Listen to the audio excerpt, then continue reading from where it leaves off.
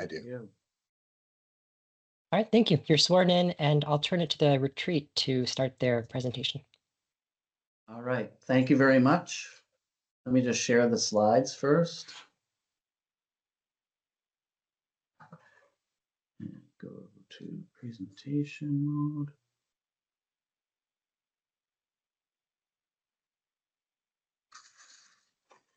All right, can you see that okay? Yep, we see it, Steve. All right, thank you very much. All right, I want to thank the Green Mountain Care Board for the opportunity to present our proposed budget for fiscal year and calendar year 2025 for the Brattleboro Retreat. And I'm on the wrong slide. There we go. In addition to our proposed budget, we'd like to provide a short summary of our work during 2024 and highlight the partnerships that we have built in our community and across the state. We'll also focus on the investments we've made to address challenges related to housing, transportation, and labor costs to reduce our dependence on contract labor. And finally, we'll provide a summary of our priorities as we look ahead for 2025. First, I'd like to just address kind of at a high level that while the retreat's down here in the bottom corner of the state, we really are a statewide resource for mental health services. And we receive inpatient admissions from the other 14 medical hospitals across the state and from around the region. We are the only Vermont provider for child and adolescent inpatient care. And we are one of the larger providers of outpatient counseling and partial hospitalization and intensive outpatient therapy delivered through telehealth, which allows us to reach across the state and the region. And finally, we have really worked closely over the last several years with DMH, DCF, and DEVA to expand services as requested by the state to handle the inpatient demand and other levels of care. So with that, what I'd like to do is just turn it over to Dr. Jeffries, our Chief Medical Officer, and have him just review the items on the chart here, which really covers the array of services that we provide today. Dr. Jeffries. Thank you, Steve. Good afternoon, everyone. And as Steve said, I am Dr. Carl Jeffries. I'm the Chief Medical Officer here at the retreat. And I'm going to be presenting just a very quick, brief overview of the services that we currently provide at the retreat and speak a little bit to some of our initiatives for the near future. I'm going to start with our inpatient services as it's a significant portion of the care that we provide and requires a large amount of our resources to provide that high acuity level of care. And so our inpatient services are provided in two separate buildings on our campus. One is the Tyler building, and that's where we provide our adult inpatient services. And then we have the Osgood building where we provide our children and adolescent services. The current list there shows Osgood 1, our children's unit, as being in the Osgood building. The Osgood 1 space is actually being currently under renovation, and so our children's unit is being provided currently on a separate part of our campus, but in the near future we'll be moving back into the Osgood building. So I'm going to review these very quickly. Tyler 1 and Tyler 2 are our general adult floors. Tyler 1 has a programming focus of LGBTQ to provide programming and safe space for our LGBTQ population, but provides services to the broad general public in need of acute psychiatric stabilization. Tyler 2 is our general floor. Each of those units have one has 19, 121, so we have a total of 40 beds for the general population. Tyler 3 and Tyler 4 are our adult intensive units. Those provide care for level 1 patients, forensic patients, and any of our higher acuity patients that require a little bit more intensive treatment. And then moving over to the Osgood building, we have one child unit, which has a bed capacity of 10 and provides services for actually as young as is needed. It's rare that we go below 6 up to around age 12, but the latency to teen transition, the patients will sometimes be on Osgood 1 and sometimes end up on the adolescent units. And then we have 2 adolescent units with 12 beds each. and they provide care up to the age of 17. Once somebody is 18, they will move over to our adult services. One important infrastructure aspect to all of our units is telehealth capacity. So every single one of our units has a telehealth dedicated room where that level of service that type of service can be provided at this level of care. We only have 2 units, the Tyler 1 and the Tyler 2 general adult units, that have providers who are primarily telehealth providers. The rest of the units, the telehealth services, provide us with flexibility, after hours access to providers when they might not otherwise or might otherwise have challenges with access to providers, as well as the ability to have family meetings and team meetings with people throughout the state. So increasing and improving our access to coordination of care in that way and having family members participate. I'm going to then move on to our residential services. Currently, we have 8 residential beds at our Abigail Rockwell Children's Center. Those are for children ages 6 to 12 primarily. However, some of our residential children will age and still require that level of care. And so we do expand up to at 14 years old at times, but we primarily accept patients through those ages. And then later in 2025, we do hope to reopen adolescent residential, this time at a PRTF level of care for adolescents ages 12, and again, primarily targeting up to 17, but as they age, we would continue to provide care as they transition into adult care. And then over to our outpatient services. I'm going to start with our outpatient psychotherapeutic and psychiatric clinic. It's called the Anna Marsh Clinic, and that provides the bulk of our outpatient services. Last year, we had around 30,000 visits in our Anna Marsh Clinic. There we provide individual, couples, family, group therapy, and then psychiatric services across the age range from children all the way to the geriatric population. And there also we have both telehealth capacity as well as in-person capacity, which does, again, expand our ability to service a broad range throughout the state and even other areas of the region. Then we have 4 shorter-term specialty clinical intervention clinics. I will start with we have 2 of them, the transcranial magnetic stimulation clinic and our specialty medication clinic, which currently utilizes esketamine, that are both focused in and primary for treatment-resistant depression. They are, again, short-term intensive treatments. Transcranial magnetic stimulation is a daily service. Specialty medication is multiple times weekly for a set of times, usually several weeks, and then that service would end. So we accept referrals, again, from throughout the state and people who are in other service areas and have outpatient treatment providers otherwise, but come here for that specialty care.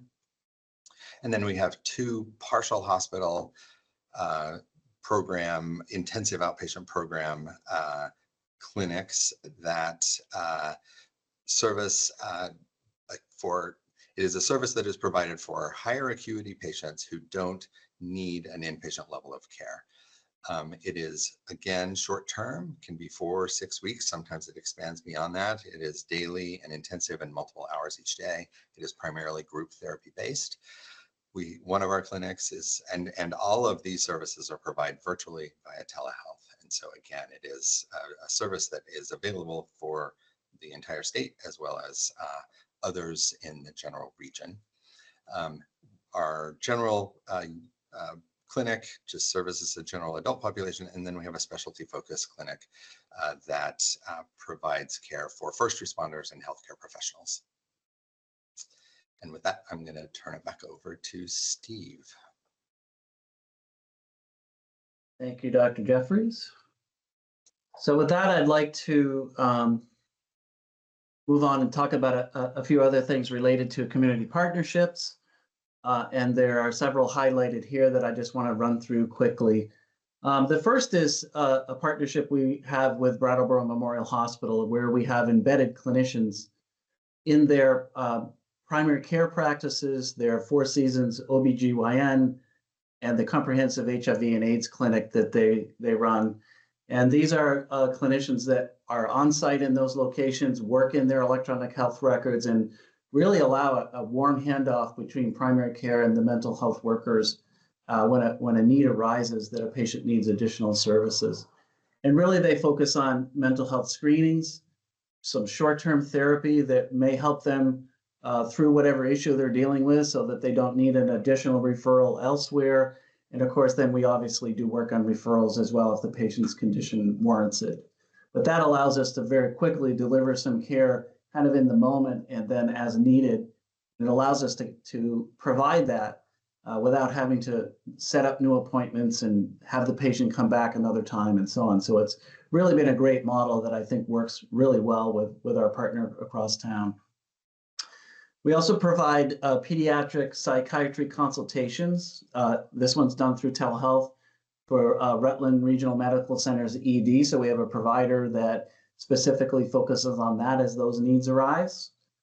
And then the HealthWorks Act is really a wonderful partnership that we have been working on for some time with Brattleboro Memorial again, also HCRS, our local designated agency, and Groundworks Collaborative. And this is really focused on the unhoused or the housing insecure population in the area. And what we do is we provide support and oversight for this organization, as well as mental health services as needed during the array of services that we try to bring to this population. And the Groundworks team really does an amazing job with outreach to this population. It's very challenging to find and then deliver care to these folks, but they really are the point person for that, and we complement that with our expertise in mental health. So it's a great partnership.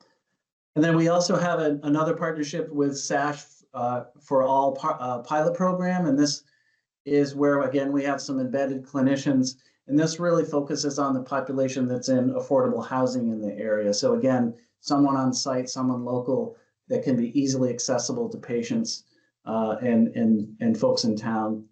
And then the last is really more of a forward-looking one, in that I think you're probably aware that Brattleboro Memorial Hospital is talking with the Community Health FQHC from Rutland about expanding into the Brattleboro region. And so we have been in discussions with Brattleboro Memorial and the Community Health FQHC teams over the last several months to look at how we can partner with them. They have a similar embedded mental health worker type model in their clinics as well.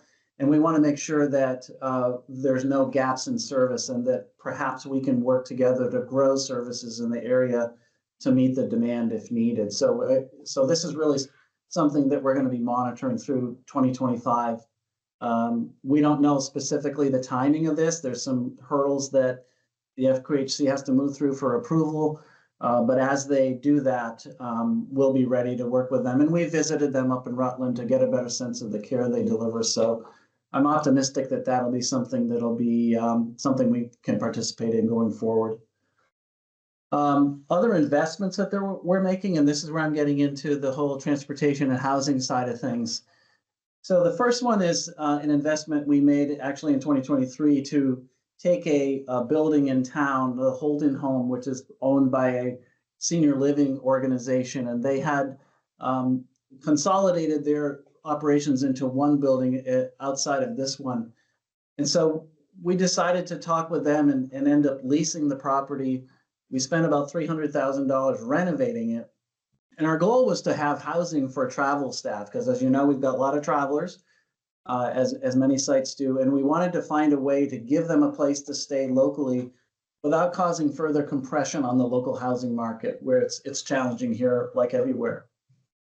So we, in addition to the initial renovations, we also spend about $577,000 a year on the lease. And as I mentioned, we initially built this in 2023, or we renovated it to really service the traveler staff. And as you'll see a little further down, we've been moving travel staff into core staff pretty significantly.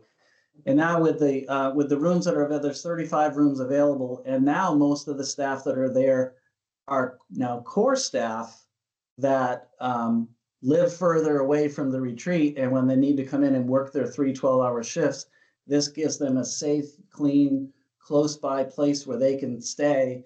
And we provide that to the core staff at either very reduced or even no rent when they initially come on board. And it allows us to remove that sort of housing challenge at the initial part of their employment.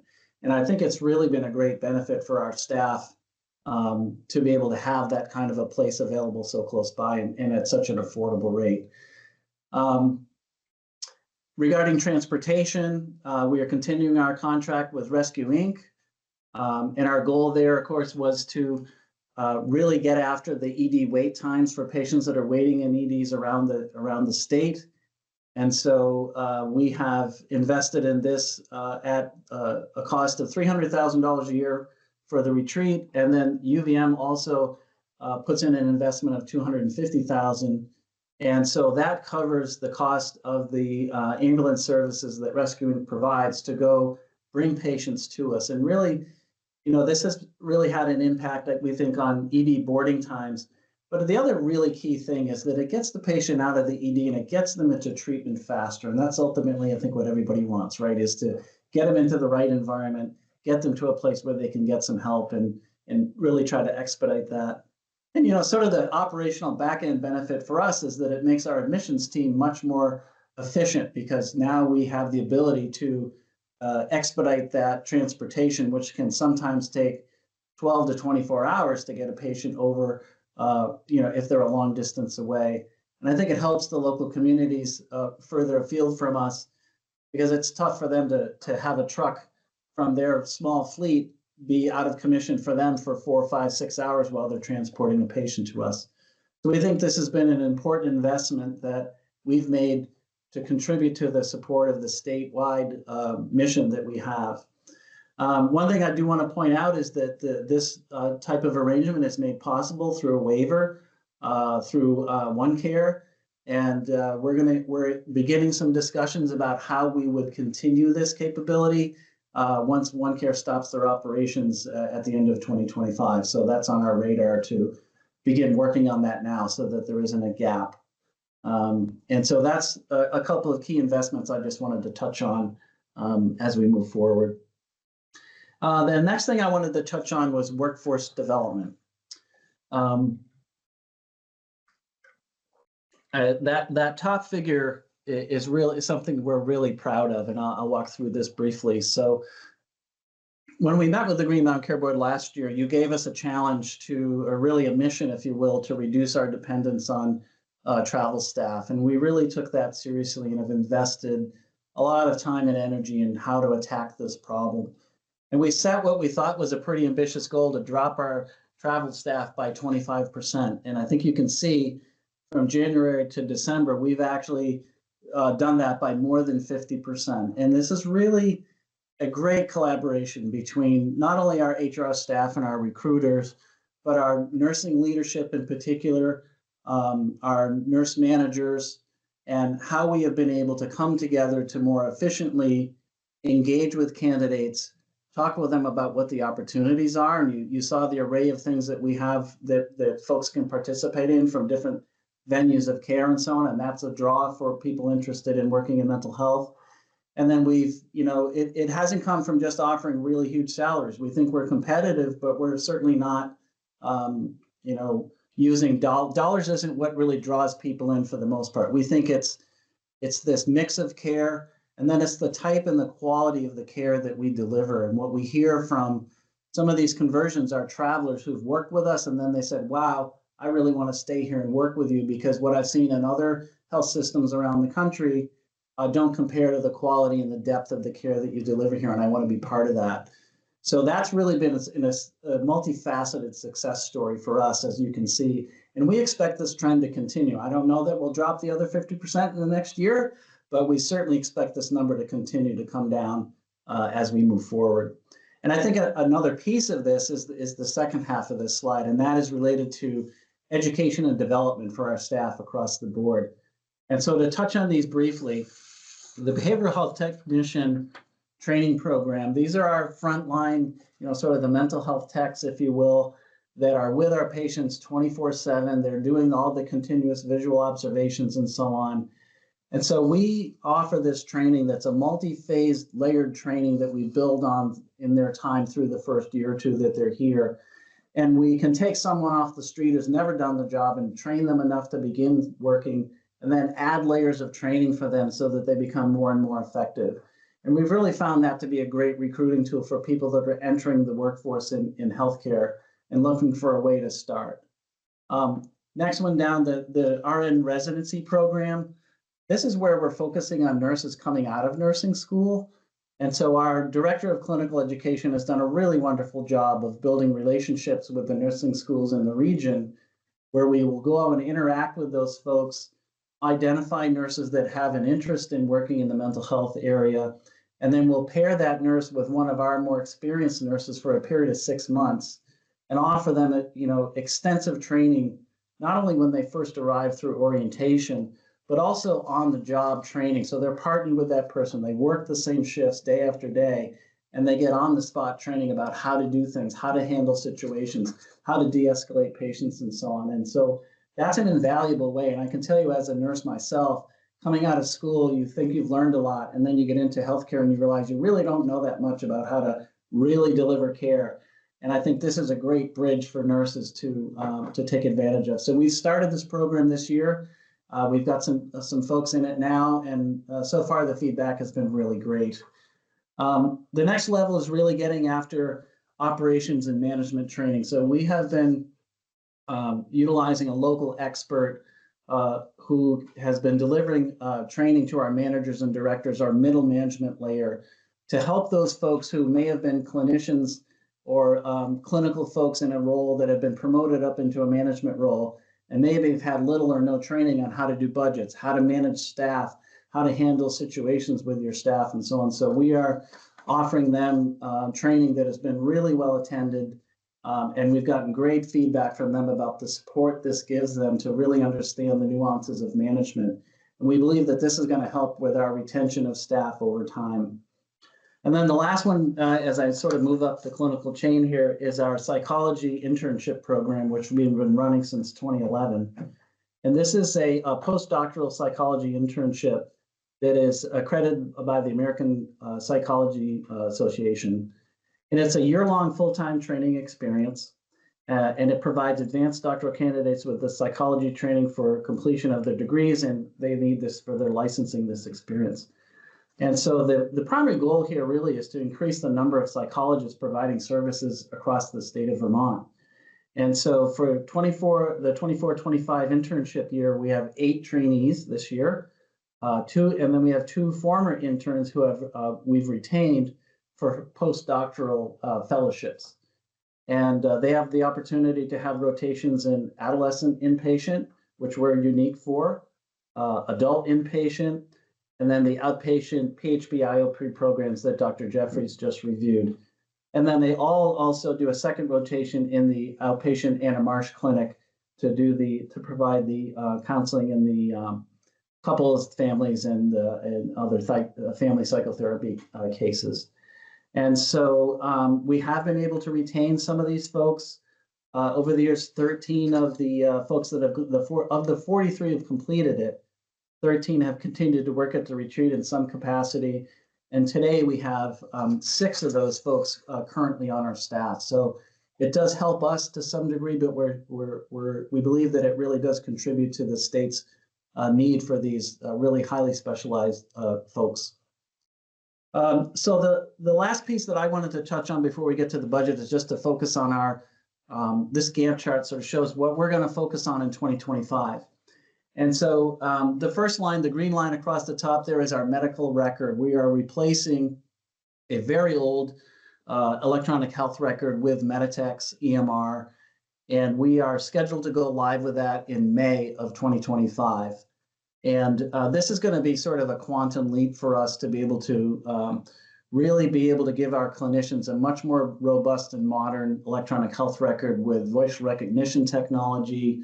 It's going to have much stronger interoperability capabilities so that we can share records with the health systems and the providers that we share patients with. We'll be able to do that in a much more nimble way. And so the goal is to go live, as I said, in May, spend the summer and early fall stabilizing and then implementing a more robust business and clinical analytics tool set that comes with this application. So that's a huge focus for anybody who's done one of those before. You know, it's an all-encompassing effort. So that'll take a lot of our time and energy to do that. The next one is the new program that Dr. Jeffries mentioned, the adolescent PRTF that we would hope to open in the second half of the year. We are still waiting on some specifics around the bed licensing, and then we hope to begin contract talks with that very soon. The next two on the purple lines are really sort of those external impacts that are out there, and there's no surprises here, I think, either. We want to make sure that we're ready and able to plan and adapt related to the FQHC that potentially would come into town. And then we also want to participate in any type of statewide planning related to mental health services, related to the Act 167 recommendations. They called us out as to become to be a center of excellence in mental health. We believe we are that today, and we really want to help move forward with our partners at the state and with other providers to enhance services around the state as needed in a responsible way. And then the last three items down the bottom are really what I think of as the keep the lights on situation. It's everything every hospital does. It's reinforcing and improving always our quality and patient safety capabilities. We have a great new director of quality that I think is going to bring a whole new tool set to us that I think will be really fantastic, especially with new electronic health record. We're going to continue to enhance and build on our staff training and education because we know that pays off. And then the last one is really just the business of running a 100-bed psychiatric hospital and significant outpatient practices that our outpatient services see 30,000 patients a year. So we want to make sure that we run those as efficiently as possible and make sure we have the staffing to handle it. So with that, I'd like to turn it over to Jill Mischke, our CFO, to take you through the budget. Jill? Thanks, Steve. Just a couple quick points before we start looking at some numbers. So a handful of really important assumptions went into this budget. So our largest contract for inpatient care is our APM contract, which we have with the state of Vermont for Medicaid patients.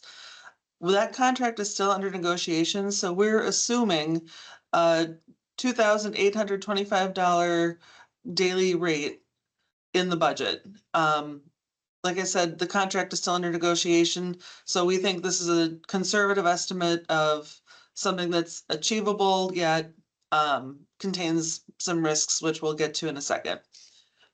We're also assuming 4 to 5% merit increases for our staff this year. The union increases require negotiation, so that's why there's some variation there. We're planning on those to take effect July 1st. As Steve mentioned, we're looking at a Meditech go live of May 1st. We're not anticipating a reduction to our inpatient services, maybe a small reduction to outpatient services for a very brief moment, but there is huge potential for an impact to our accounts receivable with the Meditech go live and running two systems in tandem for some time. Finally, in the assumptions, our adolescent PRTF start date of July 1st with April 1 staffing starting expenses. So we're planning to start ramping up our expenses on April 1st with a go live date of July 1st to take our first patient for the adolescent PRTF, which is assumed in the budget. Of course, we're just starting the negotiation process with the state and rate setting, so the timing could move forward or move back from that assumption. A couple of risks to mention in our budget. Like I mentioned, the APM contracted daily rate is still being negotiated with the state. We'll have hopefully more information on that to come very soon. You'll see as we go through the budget that we do have declining days cash on hand. It's really for a couple of reasons. We receive a prospective payment each month and then a large reconciliation at the end of the year. So we're floating cash to the state in our prospective payments during the year and then catching it up in one fell swoop at the end. So that makes timing of payments very difficult. And also we have a lot of really necessary capital expenditures that we need to keep funding. As Steve mentioned, the FQHC is coming to Brattleboro. We really don't know what that impact will be, particularly in the Anna Marsh Clinic. Our age of plant, we have a very beautiful but very old and historic campus and buildings, and our patients can potentially be disruptive, and that's very costly to continually do the repairs and maintenance. There's a risk that the adolescent PRTF could be delayed. Reopening of that program, the timing would adjust both in revenue and expenses. So it's not a tremendous risk, but there could be some impact there. And finally, there could be a risk of a Meditech go live disruption. It's not anticipated, but would potentially be expensive. Talk about some numbers next. At a high level, this is our budget for 2025 that we're presenting to you today. So when we look at our net patient care revenue year over year, we're assuming $98 million in FY25 versus $93 million in FY24 for a $5 million change. What that really represents is about $4.9 million related to the adolescent PRTF that's not included in the 2024 budget, but is included in the 2025 budget. So when you take that out and normalize year over year, we're really looking at about a 1% net patient care revenue change year over year. So in total, other operating revenue changes are small. So our total operating revenue, we're looking to be close to that $1 million mark for total operating revenue in 2025 versus 2024 will probably be closer to 95 million. So again, that change really has mostly to do with the adolescent PRTF making the appearance in July. So a couple of important things to talk about in our expenses. This is really a great story that the retreat is happy to share when we talk about our traveler costs and our costs for employed staff. So our salaries and fringe for our employed staff are actually going up to $58 million in 2025 versus $47 million in 2024. So that's an increase of about $11 million. And that really represents not only the modest merit increases that we're incorporating into the budget, but really the transition of traveling staff to core staff.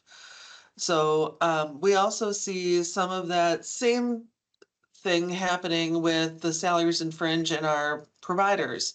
We're reducing reliance on locums thanks to all the work that Dr. Jeffries is doing and to hiring on physicians and other providers.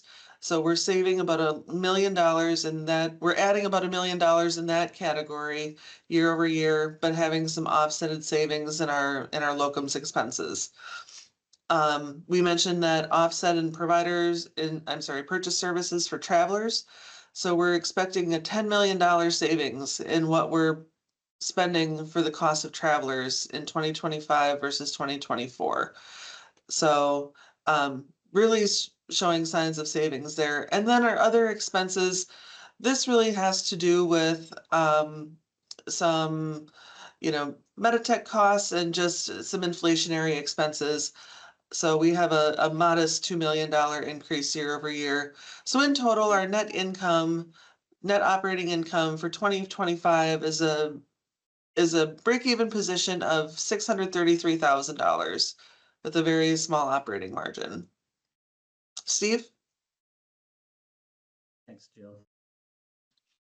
All right, so I think that's our presentation, and I want to thank the Green Mountain Care Board for the opportunity today to present our budget and our plans for 2025.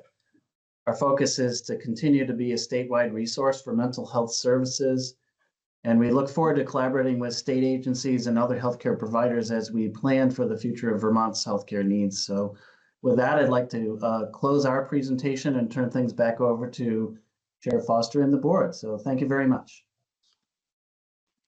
Thank you all very much for your presentation. We'll have Matt Sutter provide a staff overview, and then we'll turn to board questions after Mr. Sutter. Thanks.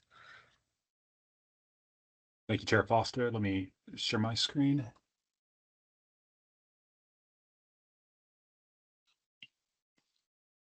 And is that looking full screen for everyone? Yes. Yes. Great, thank you. So quick agenda for today's staff presentation. We'll start with a brief overview of the Green Mountain Care Board's hospital budget process and modifications made for the Brattleboro retreat. We'll then walk through standard benchmarks established by the board for FY25 budgets. We'll examine their submitted budget through this lens and provide an update on their finances. I'll briefly touch on a couple of specific items that were already covered during their presentation, their reduction in use of travelers and the adolescent psychiatric residential treatment facility. Finally, we'll give a staff recommendation at the end. I suspect we'll comment then. So just a quick recap. Annually, the board establishes hospital budget guidance, which includes benchmarks. The hospitals bear the burden of justifying their budgets, and failing that, the Green Mountain Care Board must adjust those budgets to align with state regulatory objectives. Here you'll find specific references to rule and statute. I won't belabor these, but they're available here for reference. So just for some quick history, Act 140 of 2020 extended our review to all hospitals not operated by the state. And the only one this really affected was Brattleboro Retreat. Last year was the first year that they were subject to a full budget review. And so this is obviously the second year. And however, despite this being a full budget review, there's several items in standard guidance that staff did not believe were necessarily relevant to the review, and those are outlined on the following slide. I apologize for the very small text, but I will go through this and kind of explain changes quickly from standard guidance. The benchmarks were unchanged, the same NPR, commercial growth, and operating margin benchmarks. The key difference is around the Section 2 comparative analytics. So this section was largely intended to, so if hospitals didn't meet the Section 1 benchmarks, this section was largely existed to kind of test hospitals' assertions that they're unable to comply with those established benchmarks. So, for example, if their commercial prices are much lower than other comparable hospitals, the hospital could argue to the board that they need to approve a commercial growth rate higher than guidance. Now, because of differences in Brattleboro Retreat's payer mix and just the services they offer, staff asked that if they request a commercial growth rate greater than 3.4%, to provide an internal comparison of public payer to commercial payer prices to allow us to provide a kind of a comparison of their prices. Should the retreat request an NPR increase greater than 3.5%, staff also requested comparisons to comparable psychiatric hospitals, but they did not, so they did not provide that. We also reduced a handful of reporting requirements, supplemental reporting requirements that we didn't think fit the retreat business model. So quickly, here's our benchmarks for net patient revenue and explanations. These are taken from our standard hospital budget slides. I won't again belabor these, and they're more reference material. So I just mentioned NPR, commercial growth, and operating margin in FY25 is how we're reestablished as benchmarks. So we established the NPR cap at 3.5% over the prior year budget in line with the Vermont All-Payer Model Agreement. For commercial rate growth, we looked at PCE price index plus 1%, which was 3.4% over fiscal year 25, and then operating margin greater than 0. And I may have actually, I don't think I may have put 1 in correctly on a previous slide, but those are the benchmarks. So just quickly looking at the retreat submission, for NPR, they submitted an increased budget to budget of 0.75%. And here you can see their 24 budget, their 24 projections, and 25 budget. On a percentage basis, this less than 1% increase is largely due to the projected revenue in 24 coming in significantly below budget. You might remember from the presentation you just heard that their projections are much lower. So if you look at their projected 24 to budgeted 25, it looks like a larger increase, but what we regulate on is budget to budget. But I'll discuss some of the differences from projection as well a little later. Commercial rate they submitted was a aggregate 6.7% increase, which exceeds guidance. The retreats argued that a commercial rate increase exceeding guidance is necessary to bring commercial prices in line with public payers. Unlike the other community hospitals are kind of in a unique, somewhat unique situation where commercial prices are in some cases lower than public players, and I think can theoretically result in a cost shift to public payers if they weren't aligned.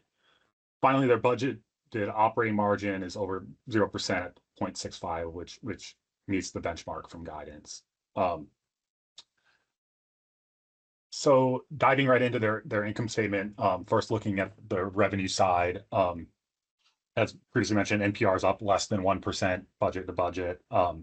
Reductions, and here's kind of a similar graph, but we've broken out kind of service areas. So you can see where these changes are from the prior year. And as like you said, very similar in dollar amounts to the prior year budget, but you can see a shift, a pretty large shift in revenue from inpatient budgeted to residential. And that kind of mirrors the reduction in inpatient if you look at their FY24 projections. Growth on the expense side is similarly low in total if you look budget to budget, but there's some large movements between lines. Most importantly, and as they mentioned in their presentation, they've had a lot of success in reducing traveler costs, which have allowed them to better allocate revenue towards permanent staff salaries. Yeah, that's a waterfall chart of their expense growth.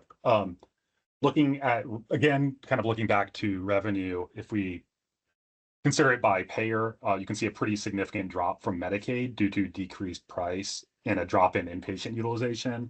This is offset by increased prices in commercial, which we'll discuss a little bit later in more detail. And yeah. And then again, continuing with revenue, we're gonna look at payer mix here as well and rates. While they're still in negotiation, as I mentioned, their budget's assuming it 2008-25 per diem, Vermont Medicaid per diem, which is a cut, as you can see from the previous year. And I'd like to take just a minute to explain this chart you see on the right, because I think it's very useful, but maybe not the most immediately intuitive if you don't look at this stuff all the time. So this is basically taking the changes by payer from the last slide. Yeah, this one. And then showing the components of that change. So just to give you an example, so for Medicaid, you know, they're expected to have a negative $2.4 million impact to the net payer revenue. What's driving this is $5 million down due to price, but offset somewhat by almost $1 million due to increased utilization, 1.3 due to payer mix, and a 0.3 due to all other.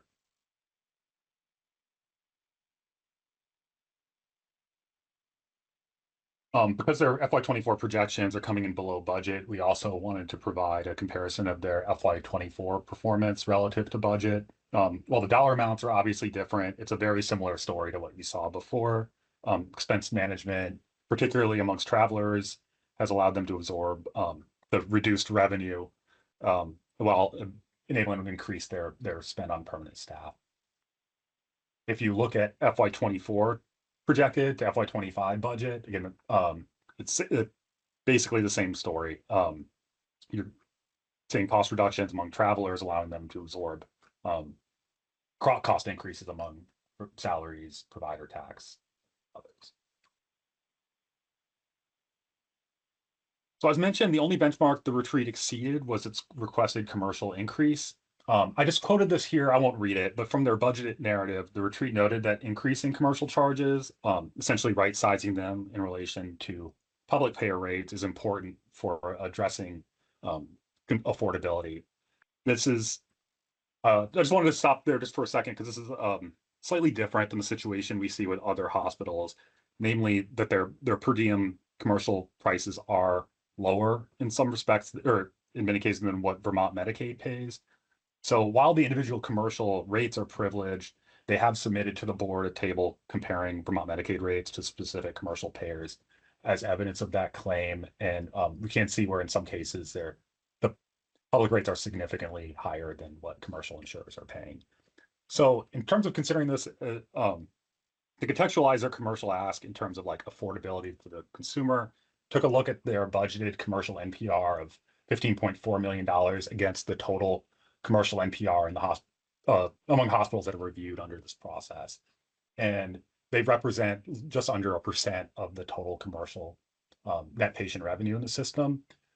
I then took a look at what they submitted as a budget to budget increase and then compared that to what was approved system wide for the other hospitals. And it's similarly about 0.8, what they're requesting, despite being over the benchmark and guidance is almost identical 0.8% of the total increase FY24 to 25 approved for commercial NPR. Here's some financial margins. As you can see, they're budgeting a very conservative operating and total margin, largely due to that some uncertainty. It seems like with their public payer negotiation and budgeting conservative revenues accordingly. We'll just go through some quick financial ratios here. The retreats, age of plant, high. We see this. This is pretty common in New England, but just for information. Their debt service coverage ratio is looking good. It's improved quite a bit since 23, but the flip side of that is their days cash on hand is quite a bit diminished. And there's a couple reasons there could be for that. Some of it is assuming additional accounts receivable, I think, due to the EMR system. So just on their balance sheet, there's a shift there. You can see it's some from cash to accounts receivable, which will affect the days cash. So they talked to this in their presentation, but for the 24 budget, the retreat ordered them to submit a plan to reduce traveler expense by 25%. They've hit this. They've hired a recruitment professional with experience working with external agencies, and they seem like they've had a lot of success reducing traveler costs. And like I mentioned, projection to budget is a additional 50% traveler labor expense. They also have the adolescent unit they describe. The program is a step down in acuity from inpatient care. So you saw that decrease in inpatient revenue and a kind of corresponding increase in residential burden. But this is also a great thing for Vermont because this kind of care has been having to go out of state.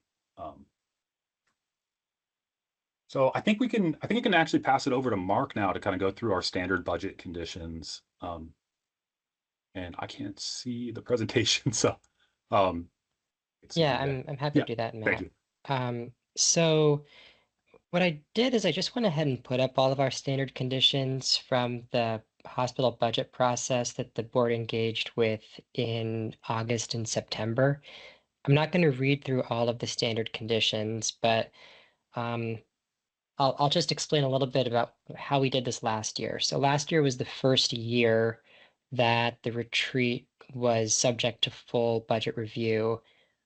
I wasn't here then, but looking back at the orders, it's clear that the setup was to impose the same conditions for the retreat as for the 14 community hospitals, but adjust a number of the dates to align with the retreat's calendar year, fiscal year.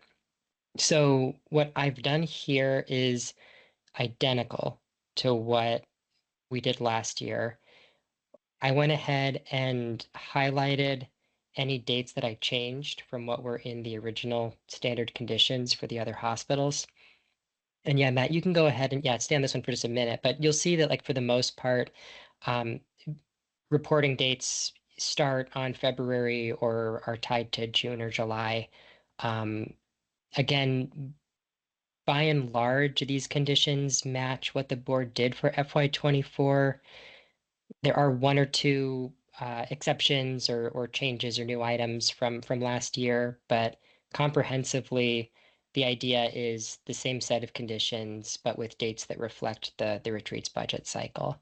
And you can go ahead to the next slide, Matt, and then the one after. I mean, if we need to reference these for any reason, that's fine.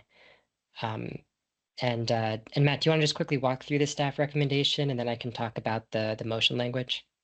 Sure. So the staff recommendation is essentially to approve as submitted with an additional condition. So one, to approve NPR growth as submitted at 0.75 over the prior year's approved budget. It's also to approve commercial increase as submitted at 6.7% in aggregate over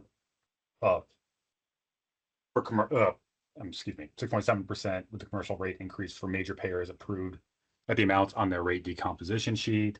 And then because they're kind of still in the negotiating process, an additional condition requiring the retreat to submit some financial tables updated after final negotiation with the state.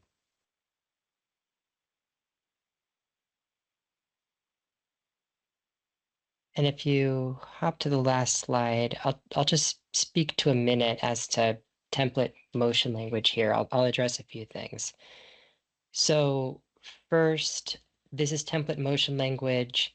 What we've done, similar to the hospital process earlier this summer, is we've provided template motion language, but we're proposing is that the board discuss, get public comment today, do whatever it needs to do, but either hold off on a vote or table its vote until the 18th, which is next Wednesday.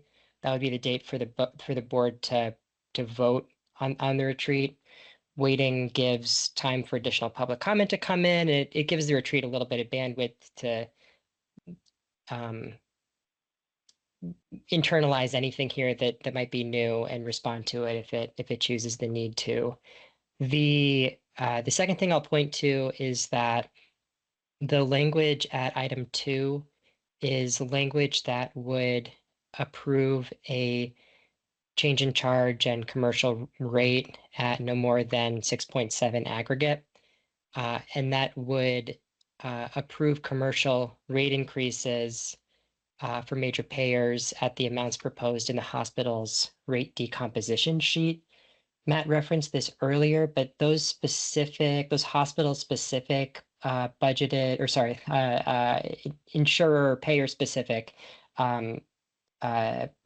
increases are confidential as trade secret, so we can't talk in public session about those specific items.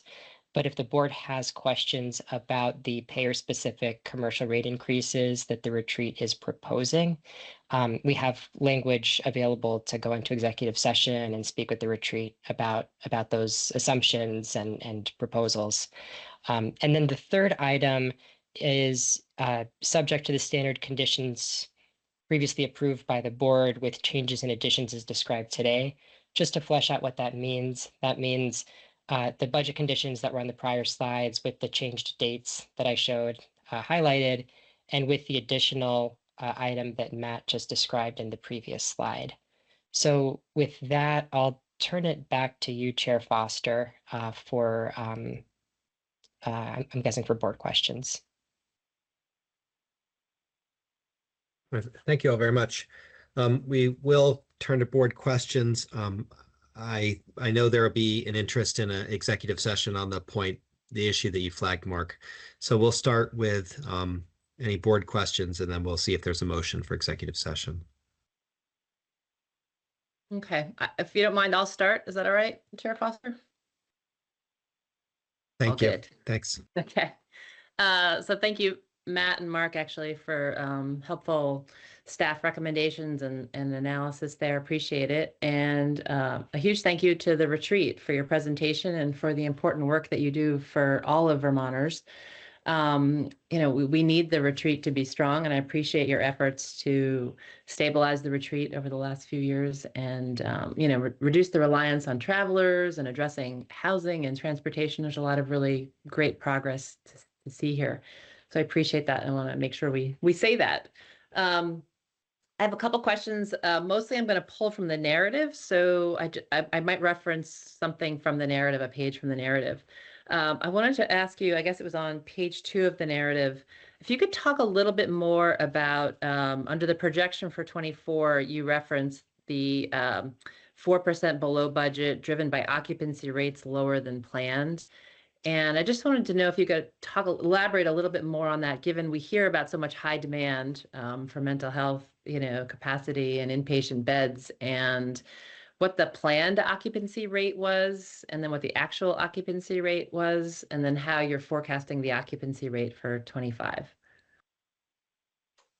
Thank you, and I'm going to ask Jill to take that question because it is something that we wrestle with on a regular basis about what to budget for average daily occupancy, and then can we really hit that, and how many of our 100 beds can we really have open and running every day? But Jill, can you pick up and respond, please? Sure, I can respond. We always maintain the highest occupancy that we can for the state of Vermont. Dr. Jeffries can give more information about how the admission process works and the realities of turning over hospital beds at the retreat are not quite the same as they are in acute care hospitals. So that makes sometimes a difference in what occupancy rates are for us. The benchmark for occupancy rates is closer to 80 to 85%. Last year in our budget, we budgeted close to 95% occupancy rate. That's why we missed our target so substantially in our occupancy. This year, we're taking a far more conservative approach, and we're budgeting at just above 85% occupancy, which is targets that are much more achievable and align better with other hospitals in the nation. Great, that's helpful. I appreciate that. Yes, Realistic is good, although it'd be great if 95% could be hit. So, well, it would be actually, great. I agree. I mean, to some degree, if the need is there, right? If the need is there, it'd be better if there was not as much need in the state. But one of the next question I had was reference to the APM agreement, and I know you're working on that, and currently budgeting at 2825 with Medicaid. And you say here, as demonstrated by our budget numbers, this rate is not a truly sustainable rate and will create both significant deferred maintenance and a precarious cash position. Do you have an estimate of what the rate would be to be sustainable? We believe the rate should be 2,900 to truly be sustainable and to get after those capital investments like fixing roofs and elevators and things like that, to be perfectly honest. You know, the rate we've been paid up through this year is 3,100, and we have, through working through managing our expenses and so on, we've tried to lower the sort of the unit cost of care, the daily rate for a patient, and we feel like we can be sustainable at 2,900, but we're not sure that we're going to get there, to be perfectly honest. So we had to pick a number that we thought was as low as we could potentially possibly somehow make do without doing a lot of those deferred maintenance issues. I think that's really how we picked that number, but we had to pick it a couple of weeks ago when the negotiations were still in the midst of discussion with the state. Got it. And your calendar year starts soon, so those negotiations presumably have to be wrapped up soon. That's what we're hoping. Yeah. On page 7 of the narrative, it describes a Vermont Medicaid rate cut in 24. Sounds like you're getting another one in 25. It looks like there was a 4.8% rate cut in 24. Is that right? Or is that so? Jill, can you respond to that? The 3,100, Sure. I thought, okay, yeah, just explain Sure. that. It's a little bit of both. So the daily rate is 3,100 in 2024. However, the contract has these risk corridors built into them where we have periods where we're essentially providing for free care after we meet certain benchmarks. We have a ribbon of free care, then we go back to getting paid the $3,100. So the net effect is that reduced rate in 2024. Okay, that makes sense to me. I was trying to reconcile that with the 3,100 that I'd seen for both 23 and 24. And what about the Medicare reduction in 2025? Can you speak a little bit about that? Looks like 2% reduction from Medicare. That reduction, we can get back to you with a little more information. I think most of that is utilization, but I'd like to double check some numbers and then I can get back to you. Okay, yeah, this was in the chart referencing the per diem rate. Okay, is that then I'll contingent? want to double check that number and I can get back to you. Okay, fantastic. And then on page 4, it talked about future planning and mentioned there was a bullet point, planning for reimbursement changes with the AHEAD model for fiscal year 26. And I'm just wondering, what are your anticipated reimbursement changes that are associated with the AHEAD model? That's a great question. And to be perfectly honest, we're really not sure. You know, I listened to some presentations recently from AHS and the Green Mountain Care Board about the AHEAD model, and it seems as though there's a lot of uncertainty there, right? So how would we be reimbursed, for example, in 2026, if some hospitals are in the AHEAD model and some are not? And would they be in an APM, like, you know, part of an APM agreement with us or not? We just don't know the answer to that. I'm sure state agencies don't know that yet as they're still negotiating. So really for us, this is in our radar starting January 1st to begin to watch that whole process very closely. And the request I made on the call the other day was to say, you know, as this becomes clearer, you know, we're ready to have conversations with you because we know we're different. And so how we're going to be reimbursed is going to be a different model than your typical medical-based hospital. And so we want to just make sure that we're available, but we're going to be looking at that very closely to try to understand that because frankly, we don't know yet.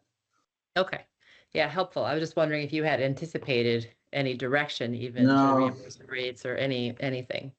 No, my crystal ball is not working on that right now. That's fair. That's very fair. I think that's true of a lot of entities. Okay, well, those are my questions. I thank you for your presentation and for answering them. Thank you.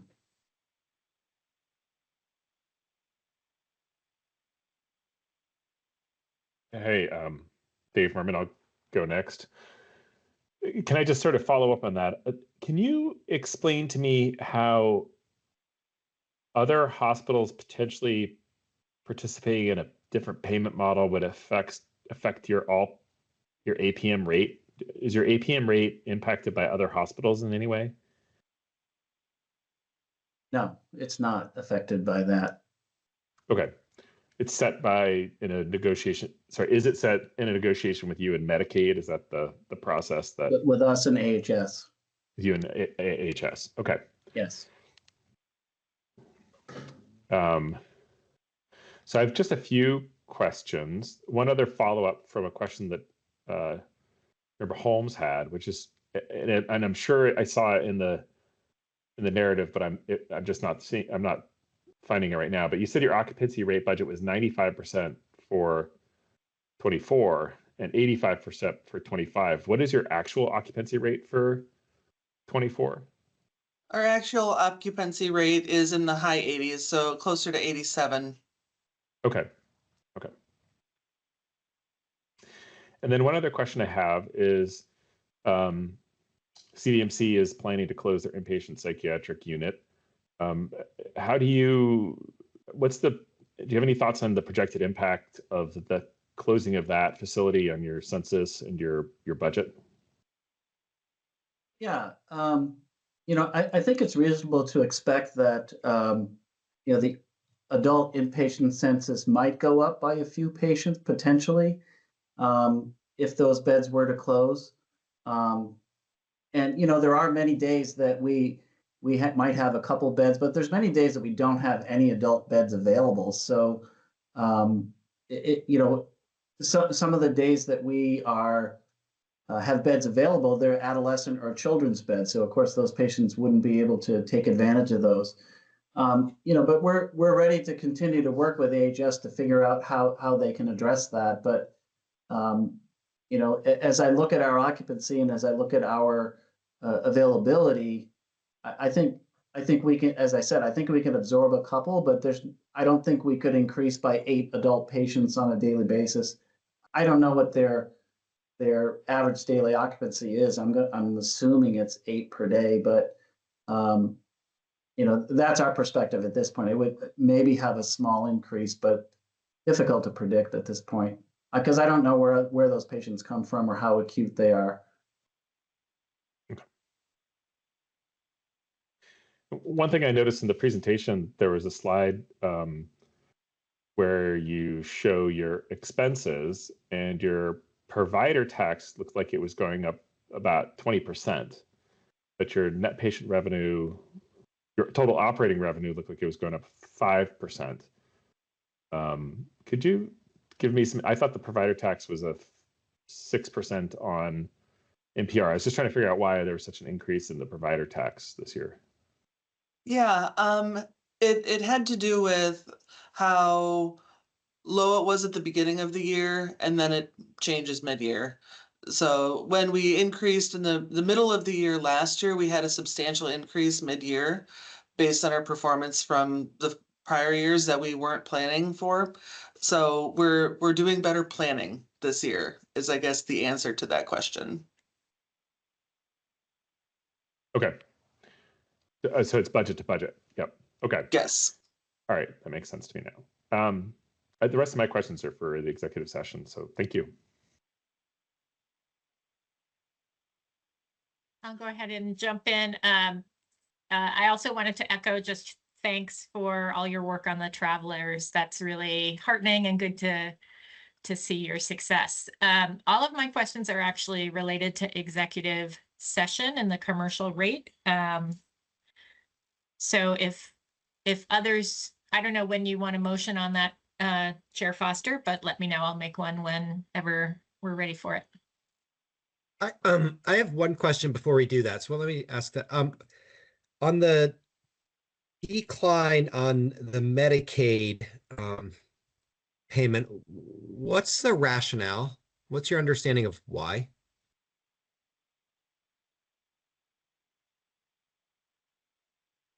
I'm sorry, can you ask that again, please?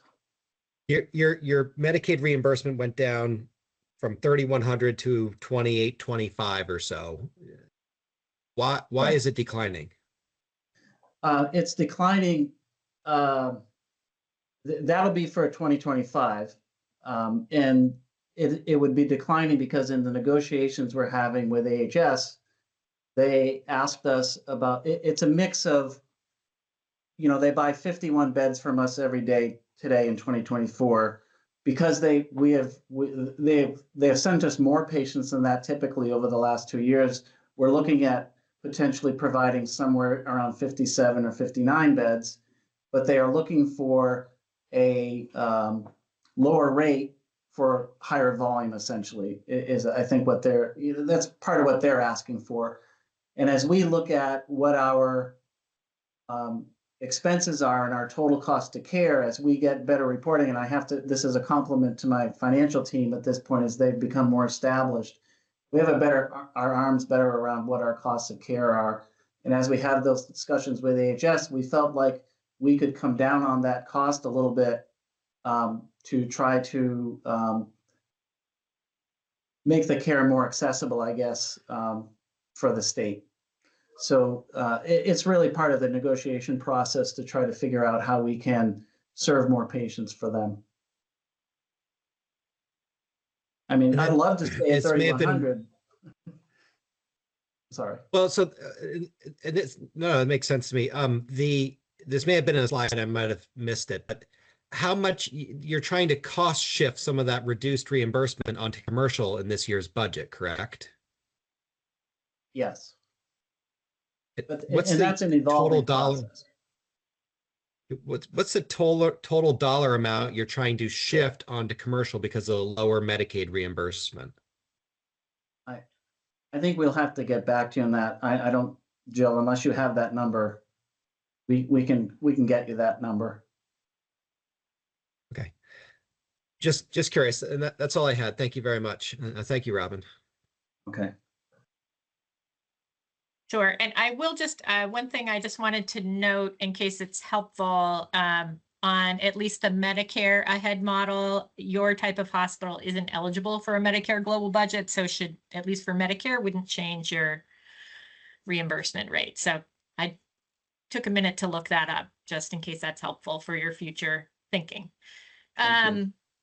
No problem. So I don't know if Mark has motion language he wants to throw up, but I think I have. Yeah, Oh, I great. can If you do that, that's great. Robin, and I can explain just for the purpose of public knowledge, like what the executive session is, and I'll just get that. Mark, why don't I do one other thing just so you can get the motion language together. I can take the healthcare advocate now in the public session. And then I think I will actually also take public comment now so that people don't have to wait for the executive session. So if you want to pull that together, I'll do that first. So why don't I turn to the healthcare advocate if they have any questions or comments? Yeah, thank you, Chair Foster. Can you hear me okay? Yes. Okay, great. So I'll have a few questions and then I'll turn to Mike on our team. So just to start off, I had a follow-up question from the narrative. You wrote about your electronic medical record that it requires a lot of manual intervention before clean claims can leave, and you said you don't have the internal resources available to devote to collecting on claims that do not pay properly or promptly. Could you elaborate on that and what you mean by that? Bill? Sure. So our existing medical record, we've had since the late 90s, and it does take a lot of manual interventions to get a claim out the door. So all of our internal resources are really dedicated to that effect. So we lose the ability to do a lot of follow-up collection activity with individual patients and individual payers. We provide statements every month. We do a lot of work to try to get patients to pay. We don't send them to collections right away. We have a process for that in our financial aid policy, but we just don't have the internal bandwidth to do that final collection activity. Okay. And are you hoping that will improve with the transition to, yeah? It absolutely will improve. Okay. Thank you. I appreciate it. You're welcome. On a couple questions that come from the income statement and balance sheet, just for reference, I'm curious what is the main driver? It looks like to me, and I could be looking at the wrong thing, so please correct me.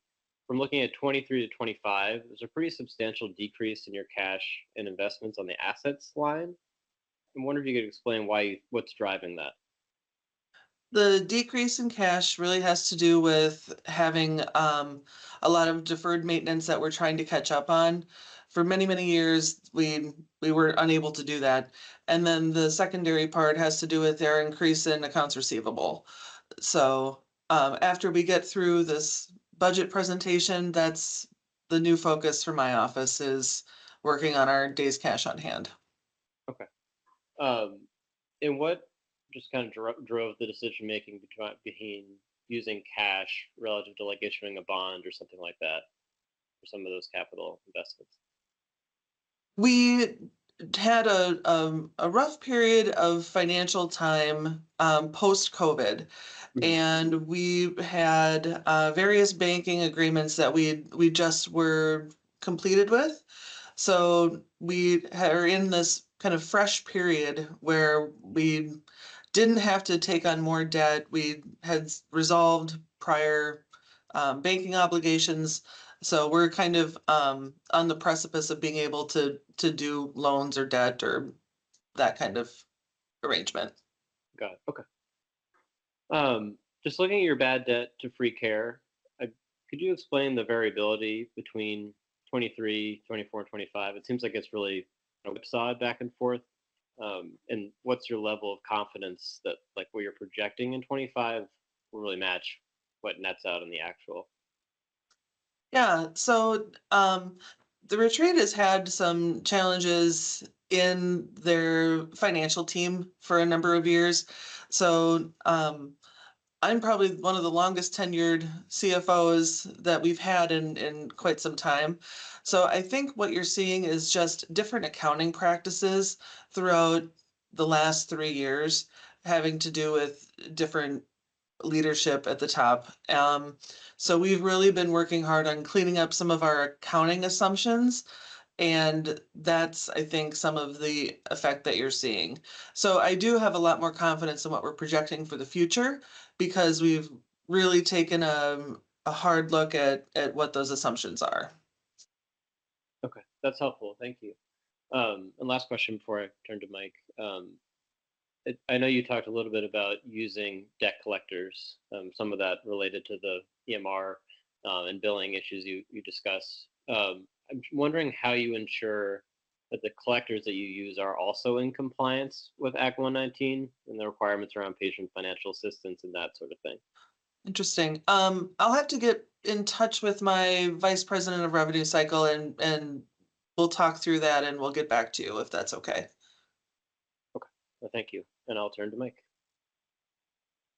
Thank you, Sam. Thank you, Mr. Chair. Thank you, Brattleboro Retreat. I think it's important to just, before we ask tough questions, sometimes it's important to appreciate the good work that you do, really important work for our state. If you've listened to any other hospital budget hearing this year, you know that the HCA has this year been focusing on compliance with Act 119, the Patient Financial Assistance Law. And so with that in mind, I have just want to recognize where we see you at, and nothing I'm about to say, for everyone's information, we've attempted to communicate directly with you in advance of this hearing. There's nothing new here. Great job on a number of things, on a couple of things. Your plain language summary is really good and strong. Great job on translations, Spanish, French, Canadian, Tigrinya. I knew I'd blow that. Tigrinya, Pashto, and Dari. That does make you different from many other hospitals that haven't done that kind of translation work. And great job on your thresholds for income eligibility. You're more generous than the law requires. There's a number of areas where we think you're out of compliance with the law. And I'm just going to rattle through them quickly, and I'm not going to ask questions individually about them. We're concerned about your residency, your definition of income, the income documentation you're requiring, your requirements for both Medicaid and private insurance in order to be eligible, your definition of allowed assets, not covering deductibles and out-of-pocket expenses, which every other hospital has managed to figure out how to do, and some concerns about your definitions of medical necessity. So I just want to raise it here, make sure, well, I want to invite you to respond if you have anything you can say about a plan to come into compliance. Would appreciate that, or any response you have. I think my main job here today was to say, heads up, we're concerned about this, and we'll continue to focus on it. Right, and well, I want to thank you for pointing those out, and really, we received your email, I think, just the other day, and I think Jill's team is already actually actively working on that and addressing everything that you brought up. So I think we made progress, as you pointed out, and I appreciate that. But we'll be bringing that into compliance, and we'll keep you posted on the progress. But we expect to do that pretty quickly. Very good. Thank you. Thank you, Mr. Chair. Thank you. Great, thank you. Noticing a bit of a timing issue, I think we will have to go into executive session now, and then if there's public comment, we'll take it at the back end if there is any. So, Mr. Hanksler, why don't you go ahead with the motion language, and we can. Yeah, we'll do. It should come up in a second. So just briefly, hospital budget hearings and meetings are open to the public. Under statute, there's an exception for various items that can be held in executive session, so not in the public. One of those is discussion of records that are exempt from copying and inspection by the public under the Public Records Act. One type of document that's exempt is trade secret documentation, and the retreat did submit, and the GMCB did grant trade secret exemption to payer-specific commercial prices, which is what we did with other hospitals that submitted that information this year.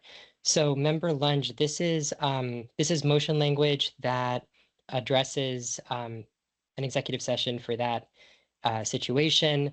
I'll just say two quick things. The first is that I've included the Office of the Healthcare Advocate in here with the thinking that they are bound by the same confidentiality as the board under statute, and provide testimony in this process.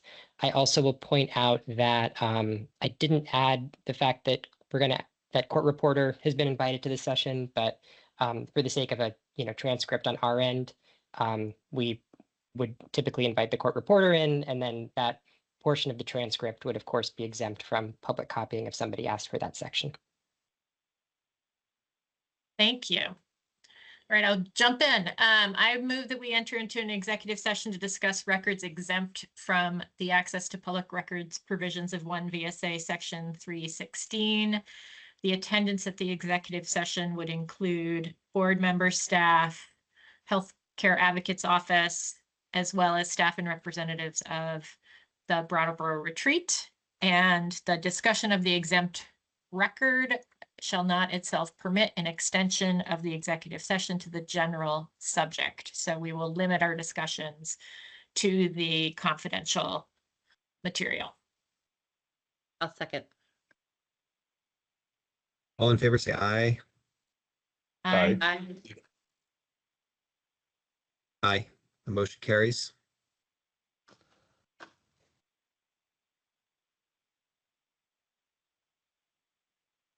So I'll just say, in case it's helpful, that I think I just have like 2 or 3 questions. So I don't know about others, but I wouldn't expect that my questions would take more than a few minutes, certainly less than half an hour. In case you want to give a time approximation, Chair Foster. My best sense is that would be plenty of time, and I think we probably all have the same types of questions if I'm reading the tea leaves. Thank you. Okay, so we will move to executive session with the court reporter, and why don't we take a quick 5-minute break so that people can transition over. We'll anticipate approximately 30 minutes or less in case people want to comment at the end. We'll have to do it that way. Great. We will take a break from here, and we'll be back at approximately around 3 o'clock. Thank you. We'll resume the hearing, and we thank everyone for their patience. I will open it to public comment. I did want to recognize that Representative Ann Donahue has attended today. Thank you, Representative, for being here and for your role in advocacy and mental health. I just wanted to recognize your participation today. If there's any public comment, please raise the hand and I will call on folks. Representative Donahue. Thank you. Thank you very much. I did want to make a couple of comments, and first of all, to really thank the retreat for its leadership in avoiding the use of offensive and hurtful language that's sometimes comes up, and that's the term behavioral health, which is stigmatizing and hurtful to many of us with mental health conditions. I did notice in the PowerPoint that there is just one small area where it is in use at the retreat, and so I hope that they will look at that staff title to make that change as well. I wanted to talk about the increase in the commercial rates in the budget, and I want to say I so very strongly support the retreat presentation on that proposal. I think many people are aware that the underpayment by commercial insurance generally in terms of all areas of mental health. It impairs access, actually creates denial of care in some cases, certainly denies parity. And it's across the healthcare spectrum. So the move in this case is a very positive one and hopefully will be part of an ongoing one. It also has a real effect in terms of that transfer, the fact that the state ends up subsidizing care for commercial insurance. And even in terms of the retreats building, sustain its own stability, the state having to make major investments, which really, just to note, really creates some risks to the state because of its over-reliance really on a type of care that's often recognized as not being the best type. The strong federal policies opposing the use of non-integrated freestanding psychiatric care through both its Medicare restrictions on payments and the IMD restrictions on payments. So it is a high-risk area, and the more that we can move towards parity and reimbursement, the better. And the third thing I wanted to say is just a appreciation that the retreat did finally resolve the questions about the the psychiatric residential treatment facility in terms of locked and involuntary care. It was a long time coming. I think the time it took could have saved the retreat money and the Greenmount Care Board money and avoid delay if the retreat had been responsive on that whole issue faster. But it is now on the record, thanks to the Greenmount Care Board's pressing the issue that it is not a locked or involuntary facility, and I appreciate that the retreat resolved that issue. Thank you. Thank you, Representative Donahue, for your comments and for participation. Any other public comment today? Great. Dr. Jeffries, Ms. Matschke, and Mr. Cummings, thank you very much for the presentation, and to our staff for working with you and your work with them and providing this presentation today and for the information in the executive session, which was very helpful. Seeing no other public comment, is there a motion to adjourn? So moved. Second. All in favor, say aye. Aye. Aye. The motion's approved. I hope everyone has a really wonderful weekend. And